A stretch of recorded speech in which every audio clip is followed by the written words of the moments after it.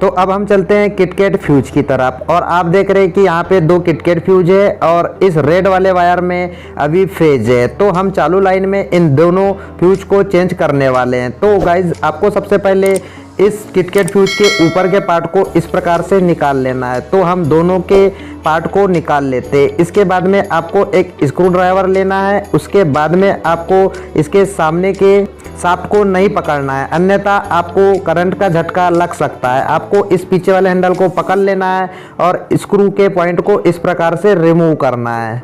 तो हम फटाफट से रिमूव कर ले रहे हैं। इसके बाद में आपको वायर के इंसुलेशन में पकड़ के उसे इस प्रकार से अलग कर देना है और इस वायर में अभी फेज है। तो इसके बाद में आपको न्यूट्रल वाले वायर को भी निकालना होता है। तो उसे भी स्क्रू ड्राइवर की मदद से उन पेचों को रिमूव कर लेते हैं और उस वायर को भी निकाल लेंगे। अब हमने उसे भी निकाल लिया और दोनों वायरों को अलग कर दिया। आप देख लीजिए, इस प्रकार से अलग कर देना है। इसके बाद में आपको जो नीचे आउट वाले दोनों वायर हैं उन्हें भी स्क्रू की मदद से रिमूव करके नीचे निकाल लेना है। तो मैं इस प्रकार से दोनों को निकाल लेता। तो आप भी सिंपली इस प्रकार से दोनों वायरों को निकाल लीजिए। इसके बाद में आप देख लीजिए कि जो किटकैट फ्यूज में बीच में 2 स्क्रू लगे हैं उन्हें रिमूव करना होता है। उन दोनों स्क्रू को रिमूव करके इसे हम बाहर निकाल लेते हैं। इस प्रकार से दोनों के स्क्रू को रिमूव करके हमने दोनों फ्यूज को निकाल लिया। इसके बाद में आपको मार्केट से फ्यूज लेके ला लेना है। तो हमने ला लिया है और उसे हम ओपन कर रहे हैं। तो इस प्रकार से आपको इसे बाहर निकाल लेना है और ऊपर के पॉइंट को निकाल लेना है। तो इस प्रकार से दोनों के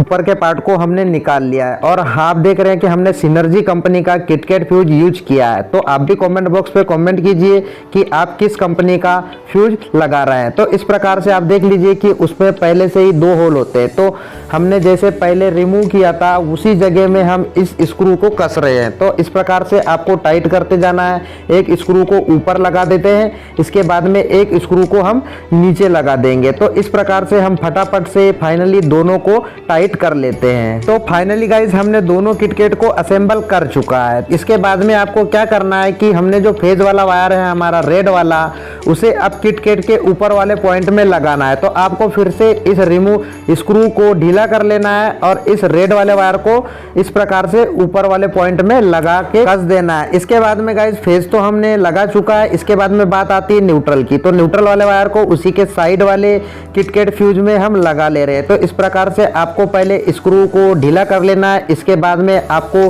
प्रॉपर तरीके से अंदर न्यूट्रल को ढकेलना है और उस स्क्रू को टाइट कर देना है। तो फाइनली हमने फेज और न्यूट्रल दोनों को इन कर दिया है। इसके बाद में बात आती है जो आउट वाले वायर है। तो आउट वाले वायर के लिए हमने क्या किया, एक ब्लैक और एक रेड वाला वायर ले लिया। तो गाइज फेज वाले वायर में हम रेड वाले को आउट में कनेक्ट कर देते हैं। तो इस प्रकार से हम उसे फटाफट से कनेक्ट कर ले रहे हैं। उसके बाद में ब्लैक वाले वायर को भी न्यूट्रल वाले पॉइंट से कनेक्ट कर दे रहे हैं। तो गाइज आपको इस प्रकार से स्क्रू को रिमूव करके यानी ढीला करके आपको इस न्यूट्रल वाले वायर को भी इस प्रकार से लगा देना है। तो गाइज अब हम फाइनली इनपुट और आउटपुट दोनों को अटैच कर दिया। इसके बाद में आउटपुट वाले वायर को हम स्टार्टर में लगा दे रहे हैं। तो इस प्रकार से आप देख लीजिए कि फेज वाले वायर में रेड लगा दे रहे हैं और न्यूट्रल में ब्लैक वाला अटैच कर दे रहे हैं। तो इस प्रकार से आपको जहां पे भी आप उपकरण में यूज कर रहे हैं वहां पे अटैच कर दीजिए।